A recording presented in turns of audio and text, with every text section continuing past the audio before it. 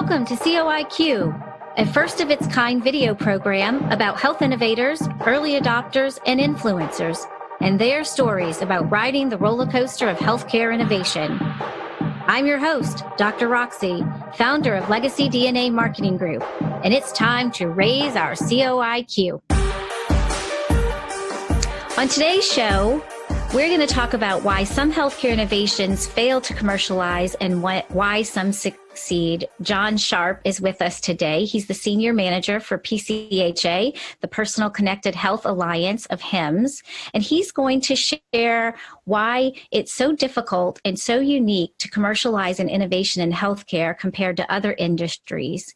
He's also going to reveal 3 vital tactics that every health innovator needs to include in their commercialization plan. So, John, let's start off the conversation by you just telling us a little bit about your background and what you do. Okay, thanks. Glad to be here today.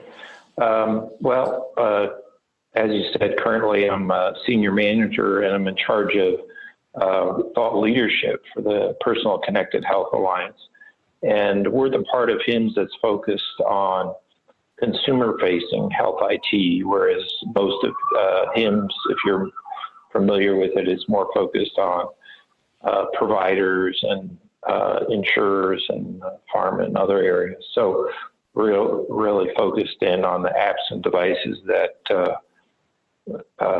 patients and consumers use. My background is that I've always been interested in patient engagement. In my first career, which lasted a good long time, was actually as a hospital social worker. But then I switched with the coming of all things internet to health IT.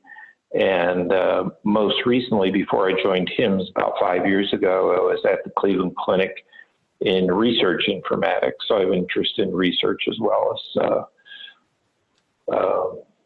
patient engagement and apps and devices. Gotcha. Great. What a wonderful background. So I'm going to start off, the conversation a little bit by talking about this stat that really is kind of like the foundation for the reason why we even have this show. So 95% of innovations that are brought to the market fail to commercialize. And so I'd like you to share some insights on why do you think some fail and some succeed? Well, I think there are a lot of reasons. I think one aspect that may be beginning to change is that investors and founders of startup companies don't always understand the complexity of the healthcare industry. Mm-hmm.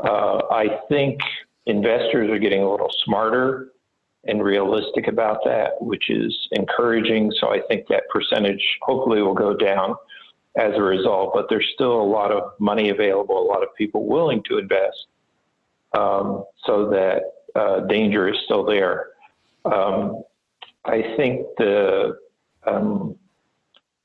it might be extreme to say naivete of a lot of founders in this area and people involved in developing new apps and devices is not understanding their market. There's a lot of passion, as in any successful industry with startups, where the founders are very passionate about what they're trying to build. And a lot of that comes out of either personal experience with a diagnosis or a life-threatening condition, or going through the healthcare experience with a family member. And as a result, they think because of their technical background and business background that they can fix this. And then after 2 years into it and they're running out of money, they don't understand what happened, but they didn't understand the industry in the first place. And there are a couple other barriers I'll mention briefly. One is provider organizations are traditionally very cautious and conservative. Mm-hmm. So you come, even a lot of them are allergic to the term disruption, right, which is in total contrast to the startup world where, you break things, fail fast, and so on. And physicians and other healthcare providers are all about safety and not being sued. So you have these contrasting industries. Now that's changed. And another thing that's changing because you have a lot of large healthcare organizations that even now hire physicians based on entrepreneurship and have their own innovation centers and are funding startup companies and partnering with startup companies. So that then enables them to give an education to those startups that may seem like great ideas, but how does it fit into a specific need? I was talking to one startup originally in Chicago at the HealthBox Studio, which is a week-long advising session for, I think, 20 startups at a time, and talked to this one, and nicely, it was also a female founder, which is still somewhat rare, becoming less rare. And she had a fantastic idea about remote monitoring. The concern was, is everybody already doing that? They were also very involved in, had a good artificial intelligence background. Then I talked to her maybe, 4 months later in Cleveland at a plug and play event, and she said that they had really shifted as they talked to provider organizations, and provider organizations were focusing in on a specific need they had, and they could see how what they were developing, this startup, would fit that need. So that's a successful example, I think, where a lot of startups fail is engaging a provider organization or multiple provider organizations on a need that organization has, rather than just saying, this is the greatest thing in the world, you should buy it, you should implement it at scale, which is unrealistic. Right. So, and the other thing is, that's the story about getting your foot in the door, right, at least, and maybe doing a pilot study. The other problem, of course, is death by pilot, which a lot of people talk about. And part of the reason that occurs is, again, the different cultures. So if a startup has enough funding, venture funding, angel funding, maybe for a year or 2 years, if they're lucky, provider organizations don't move that fast yet. Some are beginning to move faster in this area, but by the time they do a study, go through all the regulatory stuff through the institutional review board, and I know that space. I was on an institutional review board at one time, and it's a very, again, conservative, deliberative group. And the other problem, of course, is a lot of the research folks, like on the institutional review board, don't understand digital health and how it can benefit patients. So they understand drugs and medical devices. So they need an education too about, don't create unrealistic barriers for these companies that may have something very useful and need to study it. So I think if you can get past some of those barriers with the right partner who has a need that you're going to fulfill, even if you have to pivot, maybe not pivot 180, but pivot somewhat, then I think you can be successful in that, in getting into a provider organization. So that's really more apps for that providers may implement with their patients. So it's more of a, B2B to C. So what do you recommend for health innovators who are in the trenches and, maybe have funding to last them, another year, another 18 months? And that in itself is really like a win, right? What do you say to those health innovators that have about 12 to 18 months worth of funding left and that they're in the pilot phase? Any recommendations that you have? Getting from pilot to scale, even within one organization, and with your own limited resources, is the real challenge.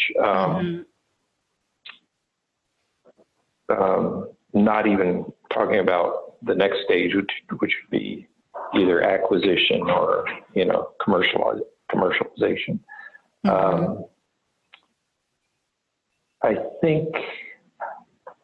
I think the key would be having a partner who would, a provider organization that's willing to help them accelerate the process. So instead of continuing to knock on more doors and getting doors slammed in your face, find, if you already have somebody who's doing a pilot with you, I think talking with them, if this is successful, how are we going to scale it? How are we going to make this successful as a partnership to get beyond 40 patients? If you have, and it may be being able to speak the language of population health as well. So if we're doing a pilot study of diabetics, but you're then ask that physician you're working with, well, how many diabetics does your organization currently see? And do you think this tool would benefit 10%, 20%, 50% of them in the long run? And so, and do you have a population health program wrapped around that? Or risk sharing. So the next step would be, how is this going to be paid for? And there are a couple of routes there. One would be some value-based care bundle payments, like I think of the example of what's now called virtual rehab or digital rehab. And there are a lot of organizations right now that are moving into the area of bundled payment for knee and hip replacement. Well, if a digital rehab program or virtual rehab program where you actually interact with the patient remotely so they don't have to come in for those rehab appointments and they can do the exercise as well at home, how much money could that save? And what better outcomes could you get for a population like that? So you have to begin to think about, in the long run, this is going to get paid for either out of a bundled payment or value-based program, or in some cases, there are new CPT codes for reimbursement under Medicare for remote patient monitoring. So that's not a treatment, but it's the modern monitoring side. So you really have to become savvy on how is this going to be paid for, and that's how it's going to scale.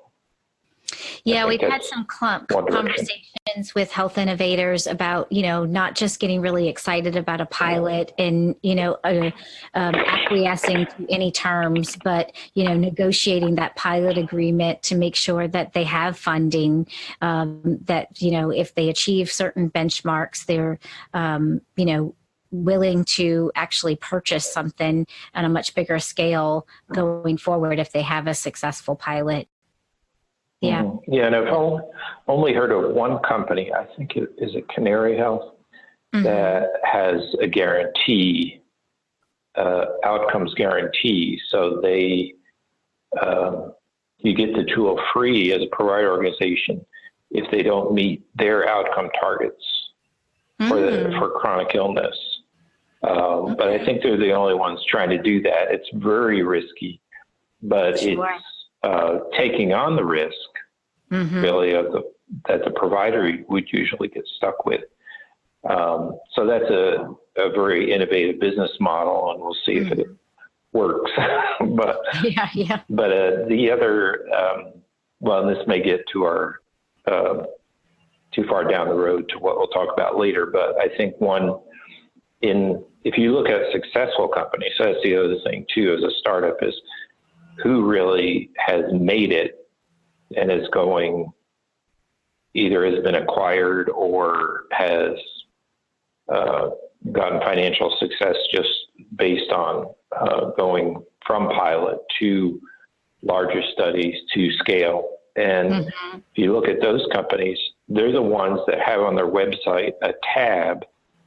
And I don't think usually website tabs mean very much, but they have a tab that says evidence or outcomes.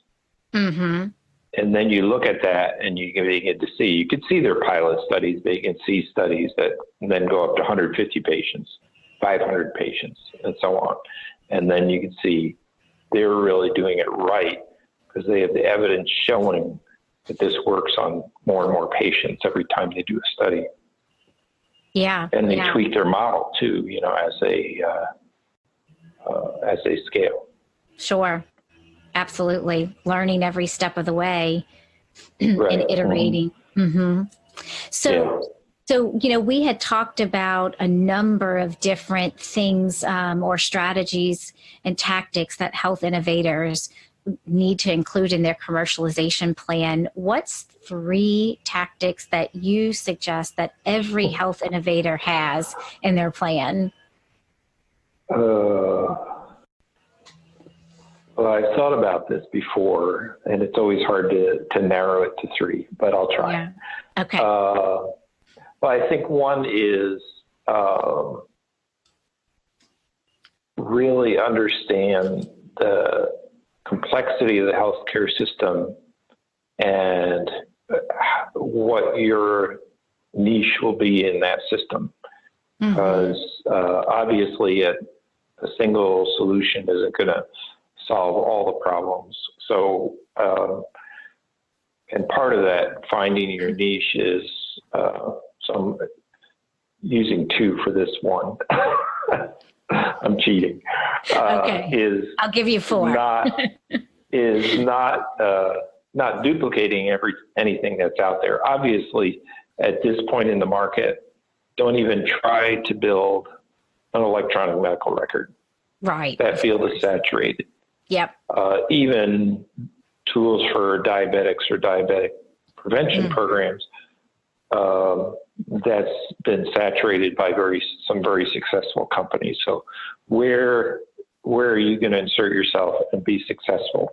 And obviously there's some areas that are going to be need multiple solutions. So anyway, that's 1 or 1.5. I think also a strong partnership with a physician or some provider. In some cases, it might be nurses. And I think nurses are underutilized resources in healthcare innovation. But have a strong partnership with a healthcare organization, and not just their innovation center, but have a physician champion. And part of that solves a previous problem, that they understand the complexity of reimbursement, treatment, liability, chronic care management. And you need to educate yourself about all those things and know enough, because they're all potential failure points if you don't get it.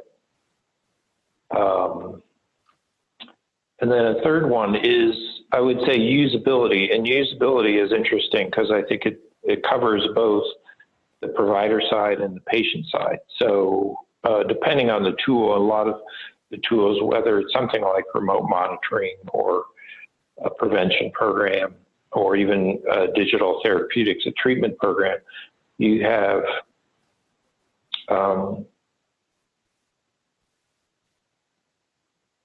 most of them will have some consumer or patient-facing element. And that has to be easy to understand, intuitive, and that means also that you need to do testing with real patients. and not just build what you think will work, or and some of that's through iteration, granted, but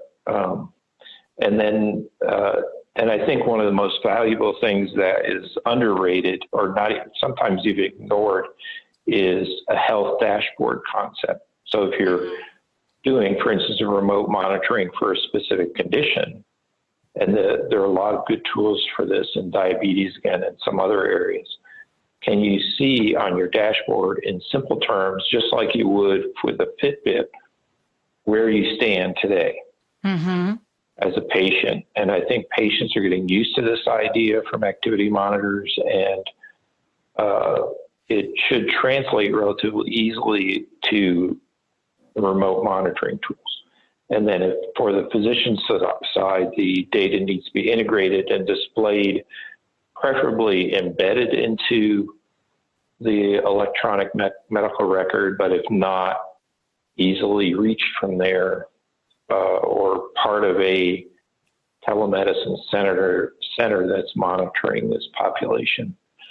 So I guess that's 3. How yeah, right, exactly. How important is it, do you think, for health innovators to involve patients, real patients, in the product development process?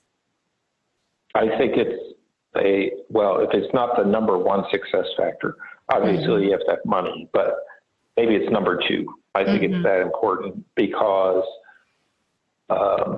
I myself have been through this experience, not innovating per se, but talking to a lot of companies. But I went to a conference of people with type 1 diabetes several years ago in California, in Silicon Valley. And these are very tech savvy group with type 1. But I had no idea what they were going through, what it was like to live insulin dependent. And one of the most shocking aspects for me, and I thought I knew a lot about the patient experience, the most shocking thing for me is several people said outright, I realize any night I go to bed, I could die. Just, it's the most, I've dealt with cancer patients and a lot of others, but to know that because your glucose, your blood sugar could bottom out at night and you wouldn't even wake up. Right. Yeah. And there hasn't been a good solution for that technically or medically, is just shocking. Now there are solutions like the closed loop, what's called an artificial pancreas, which is really working for a lot of people now. But those are the kinds of things you only learn if you talk to patients about their day-to-day experience and how this technology is going to fit into that.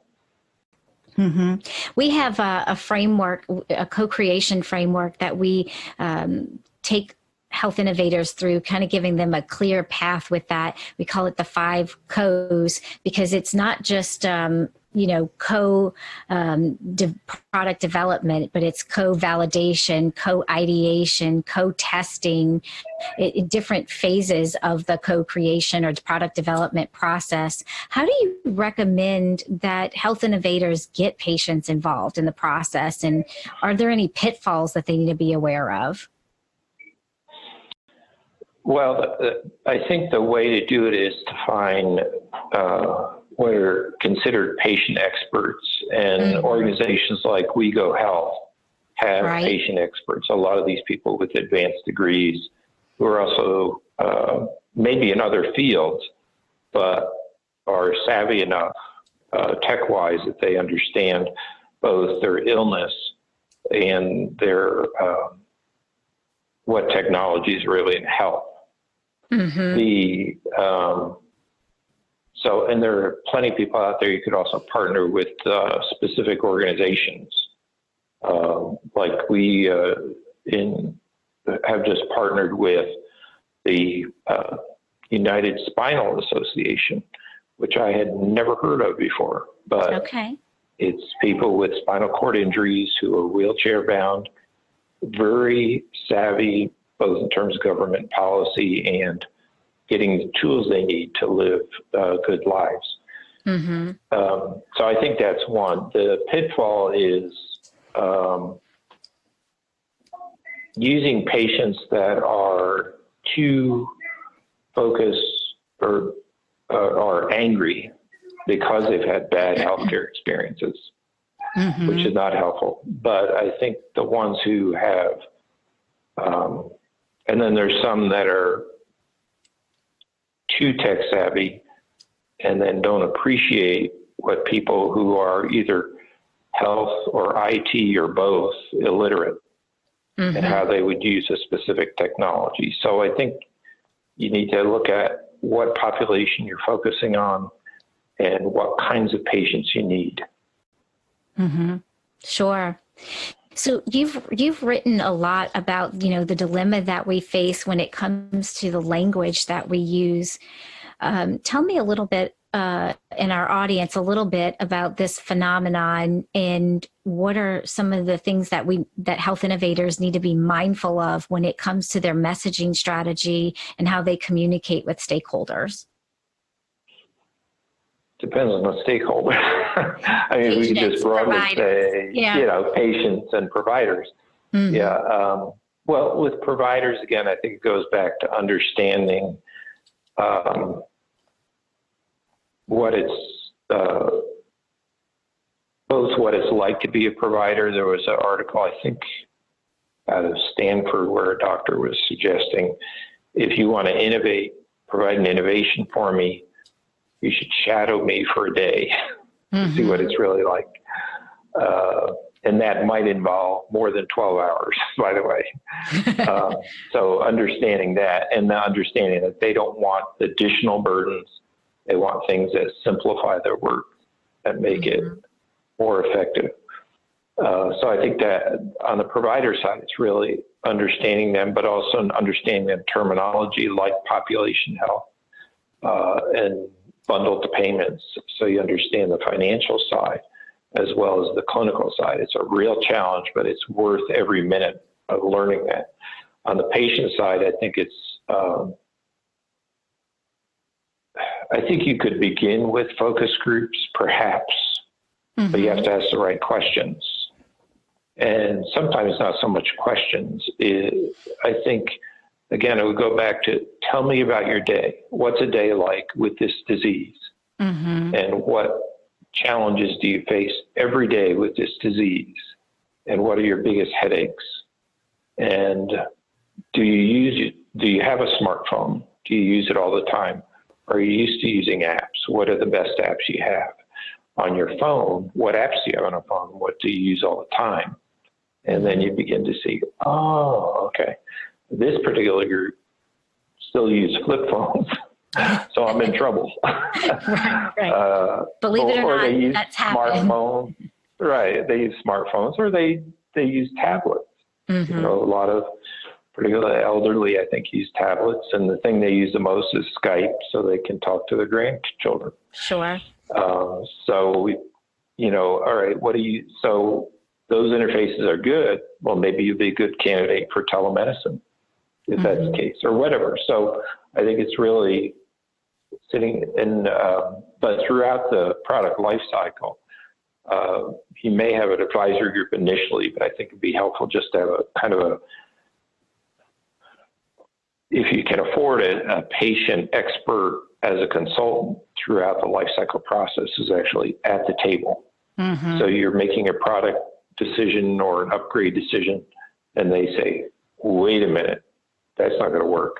Right. And then I think that's part of avoiding the failure is having the advice right up front, whether it's a usability issue or something else. Well, in kind of what you're indicating is that that's better to know throughout the journey instead of once the product is developed and it's out into the marketplace.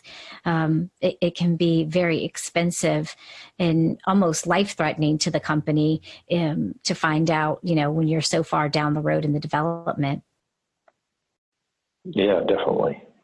So, if you could build it right the first time, and yeah, you don't have right. to worry about that. Yeah, definitely. Or less iteration, maybe. So, do we have any concerns right now? There's a lot of conversation in the industry about, provider centric, patient centric, or patients, or are they people? And, the language that we're using around that. Speak to that a little bit. It's still a very tough one. I'm shifting myself from just talking about patients. Obviously, the term patient engagement has been around for a long time. It's beginning to shift away from that. I think part of the reason is, and I don't remember the exact statistic, but I've heard it over and over again that even somebody with a chronic disease, a severe illness, is going to interact with the provider maybe 10 or 12 times a year, maybe have one hospitalization, maybe not even that. Right. Compared to all the other hours, they're really on their own with their illness, and don't always have the right tools to manage that or the right knowledge. So you can be a patient if you're in the hospital, but you're still a person.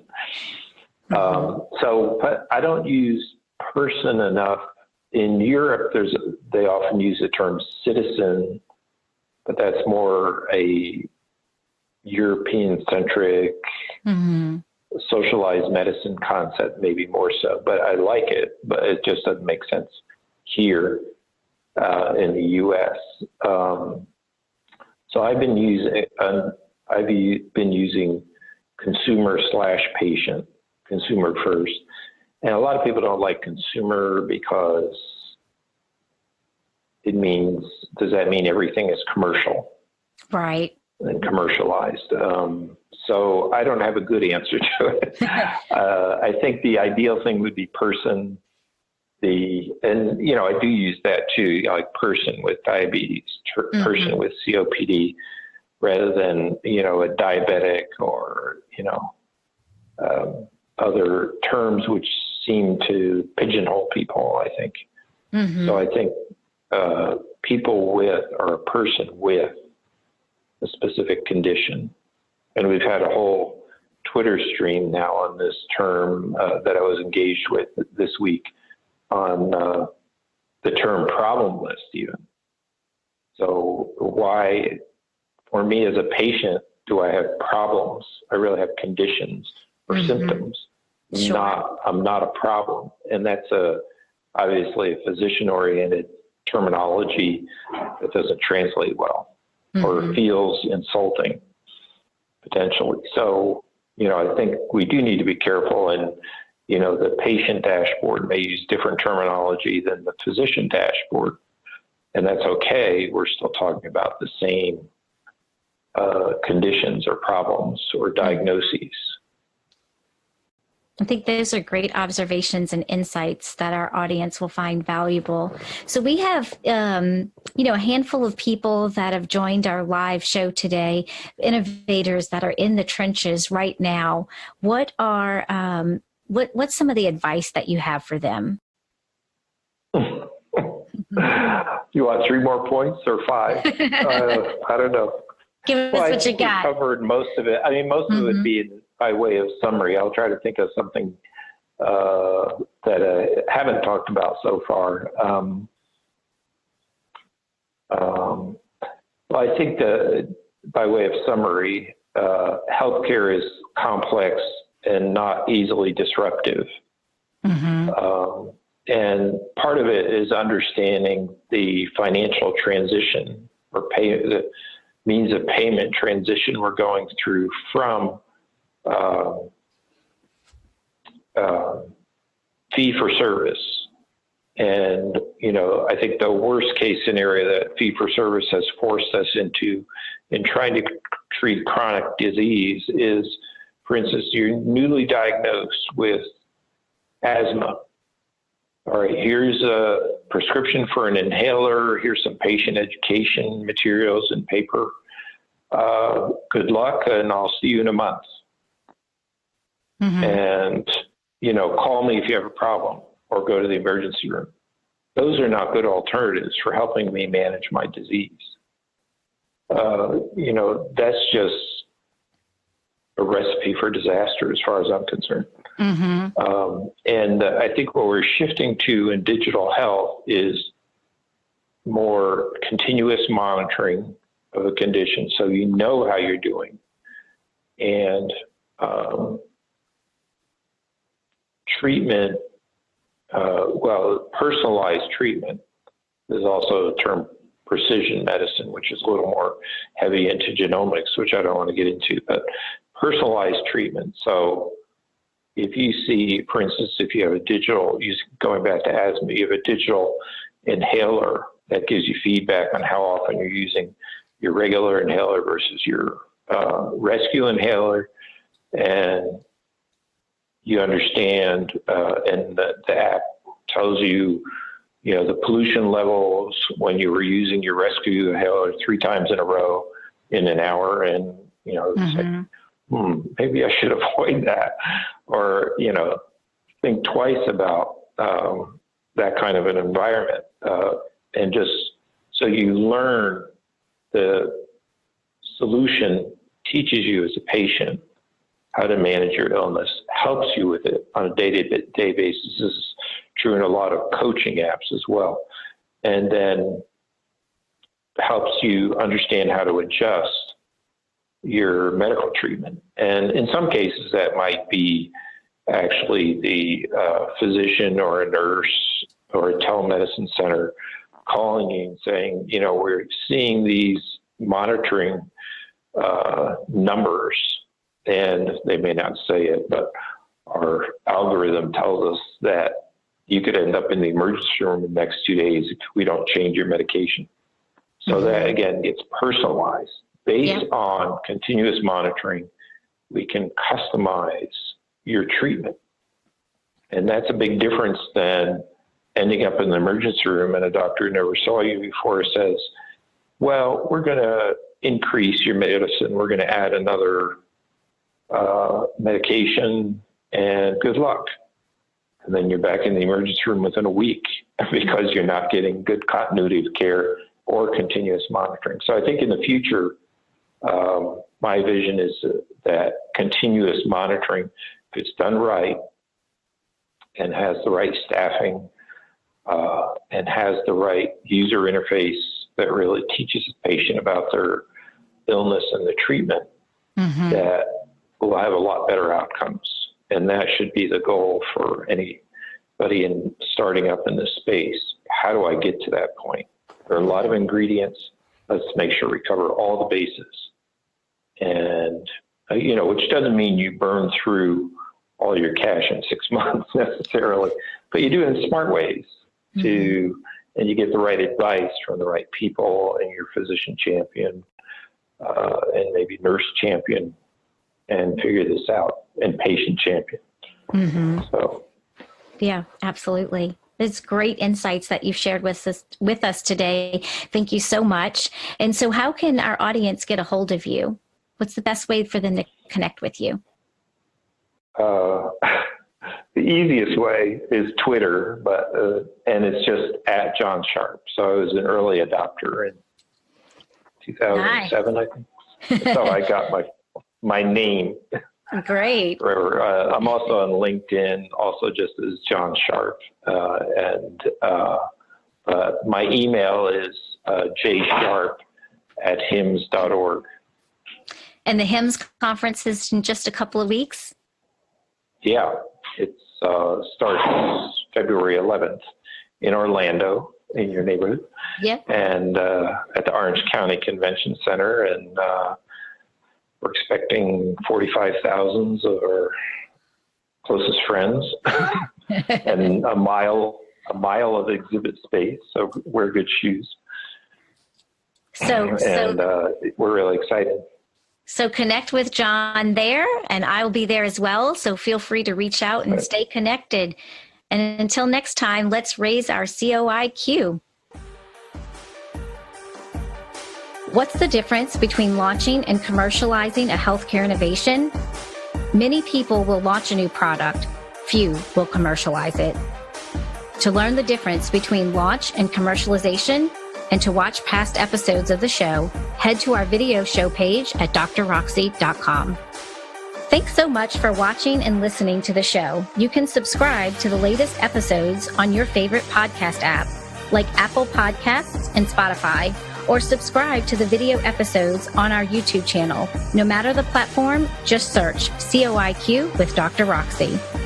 Until next time, let's raise our COIQ.